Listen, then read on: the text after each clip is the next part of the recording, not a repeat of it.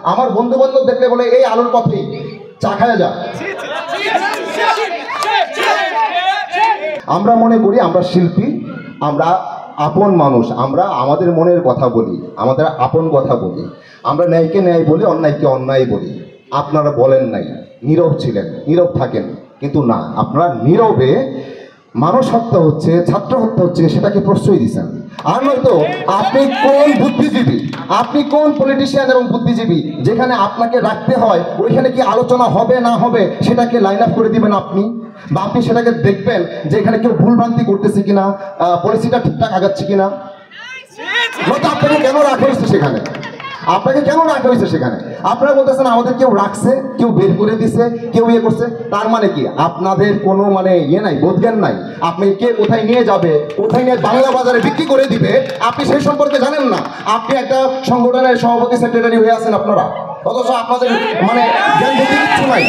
আপনি বাংলা বাজারে বিক্রি করে দেওয়ার পরে বলবেন যে আমারও তো বাংলা বাজারে বিক্রি করে দিছে, আমি কি জানি। আপনি কি বিক্রির যোগ্য? তার মানে আপনি বিক্রিযোগ্য, তার মানে আপনি বিক্রিযোগ্য।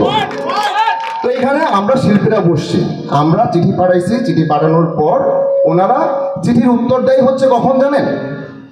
যখন 7 তারিখ আমরা তাদের সাথে বসতে চাই, 7 তারিখ পড়ছে রাত 12টার পর আপনারা আমাদের চিঠি পাঠাইছেন। কি আবার সেই একই কথা? কি কথা?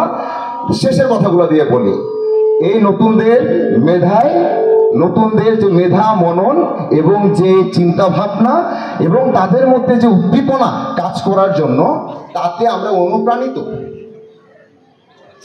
তাতে আমরা অনুপ্রাণিত, কিন্তু সদস্য ছাড়া বসবো না। আপনি তো শুধু সদস্যদের মানিজ্যত মারেন নাই আপনারা।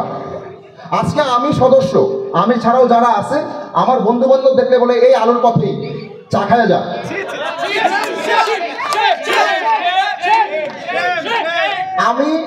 আমরা বলি ছাত্রদের উপর আঘাত হইল, সেটা আমাদের কষ্ট দিচ্ছে। আমরা বললাম এটা খুবই অপ্রত্যাশিত এবং হতাশাজনক।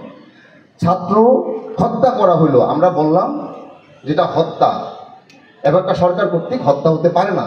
উনি আমাদের অভিভাবক, থামলো না, দিনের পর দিন হত্যা হচ্ছে।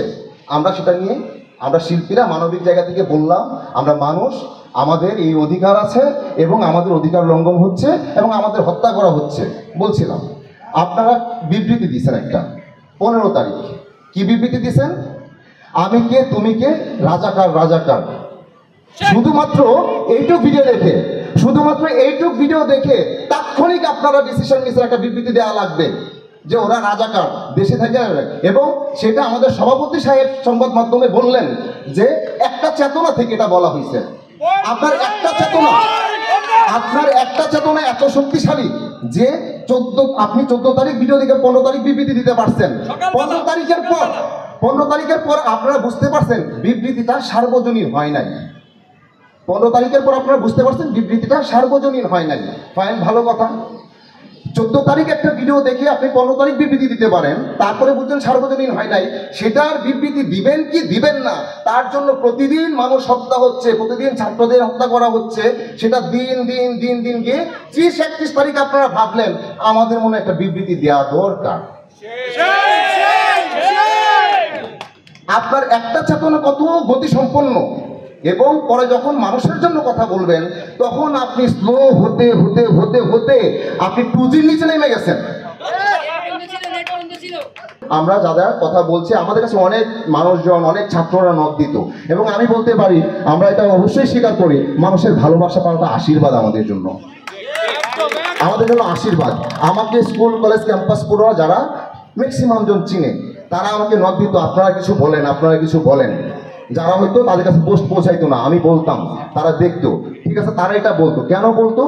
কারণ এই সময়টা সবাই নীরব থাকাটাকে গ্রহণ করে নিয়েছে, কথা বলতে পারতো না। সেটা একটা অবস্থা।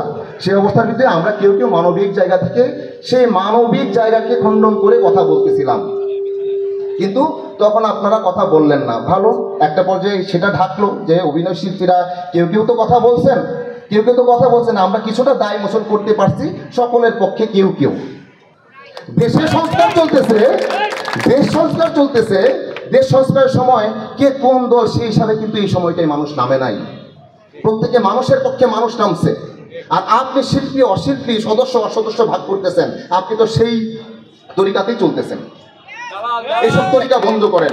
আমরা এই তরিকাটাকেই চাই না, এবং এই তরিকা চাই না, এবং আমরা চাই এই সংগঠনটাকে আমাদের কাছে যেন আকর্ষণীয় হয়, এটা থেকে যেন আমরা একটু আসলে সম্মান পাই, এটা দিয়ে যেন আমরা আসলে আমাদের কাজকর্মটা ঠিকঠাকভাবে করে যেতে পারি নির্ভরভাবে, এবং কখনো যেন এরকম দায়ের মুখোমুখি আর না হই, সেইটা এই সময়টাকে আমরা আদর্শিক করতে চাই আগামীর জন্য, এইটুকুই কথা।